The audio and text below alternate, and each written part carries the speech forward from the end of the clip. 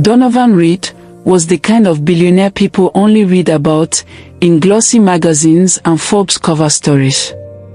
He owned tech empires, islands, and secrets.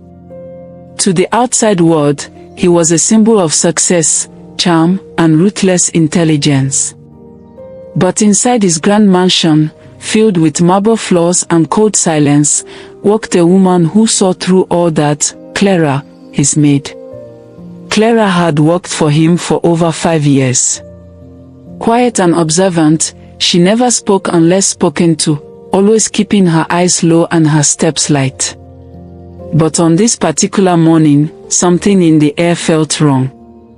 She had barely slept the night before, plagued by a dream so vivid it chilled her bones, a boardroom filled with smoke, Donovan's face pale and confused, voices yelling, alarms blaring, and then nothing but darkness.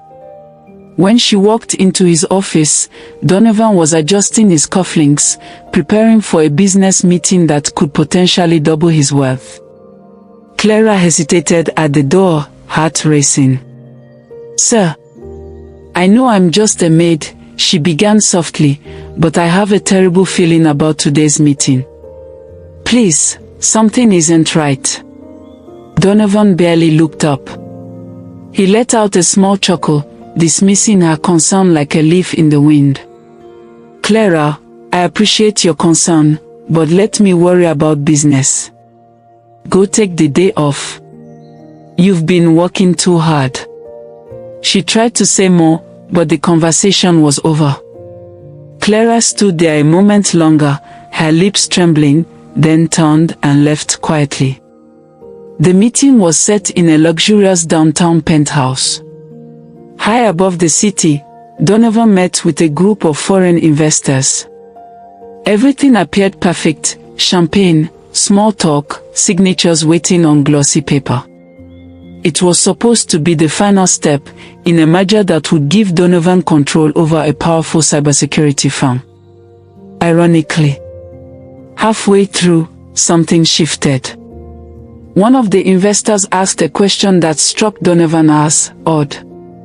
Another kept glancing at his briefcase, like it contained more than just documents. When Donovan's assistant passed him a tablet with a live feed of his company's accounts, his heart sank. Several bank accounts were being drained in real time. He stood up, heart thudding. What the hell is going on? That's when the lights flickered.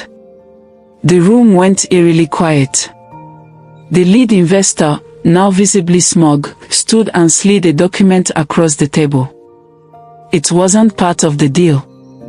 It was a confession, signed by Donovan's own digital signature.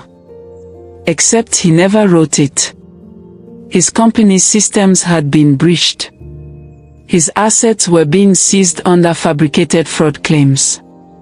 Someone had planned every second of this. The ride back to his mansion felt endless. When he walked in, everything felt different. Clara was in the hallway, looking at him, not with surprise, but with sorrow. "I tried to warn you," she whispered. Donovan was too shocked to speak. "How did you know?" Clara slowly walked to her room and came back with a box.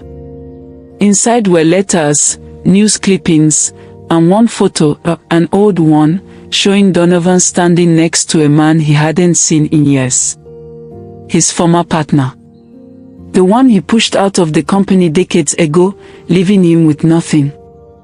"That man," Clara said, pointing to the photo, "was my father."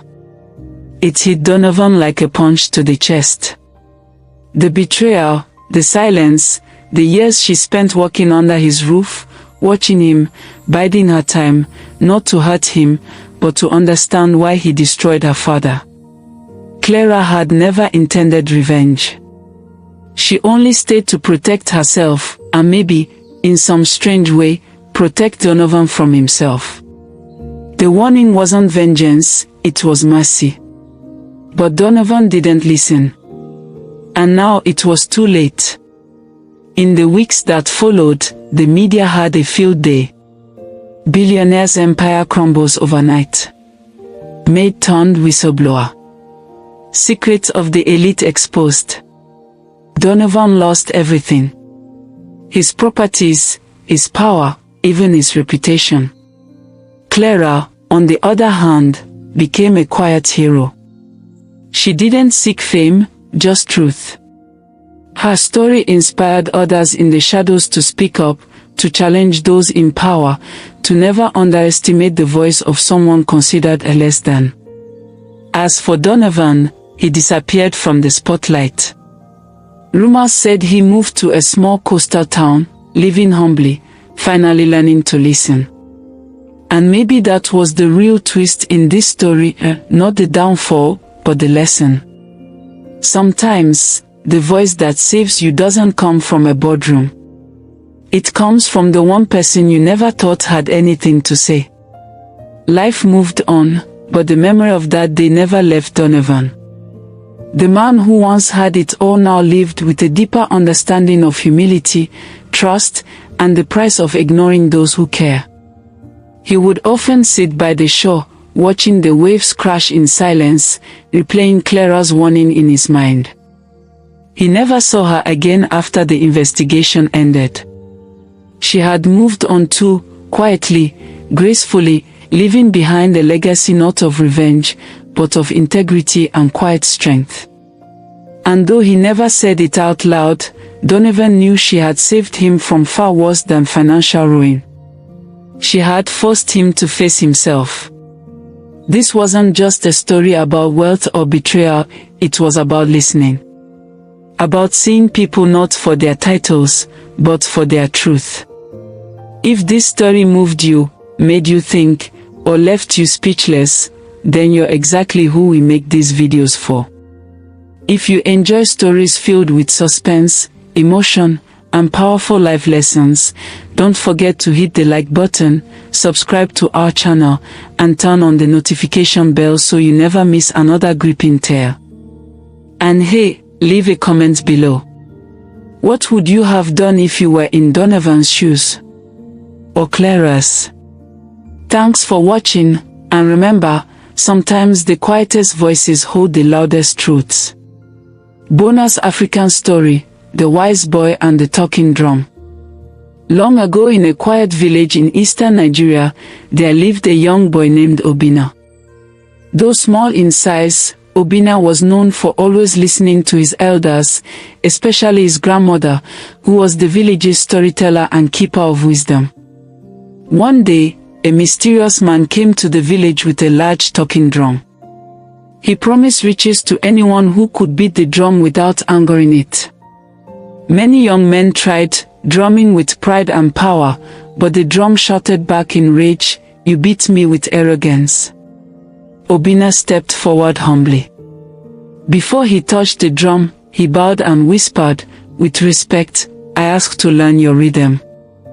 Then he tapped gently, listening closely. The drum responded softly with music that enchanted the whole village. The mysterious man smiled and said, "Only those who respect and obey wisdom will unlock true greatness."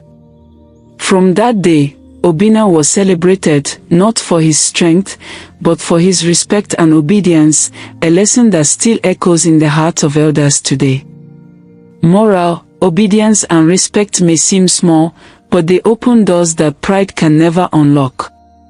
If you enjoyed this story and the one before it, don't forget to like, comment, and subscribe for more thrilling African tales and life lessons that will inspire your soul.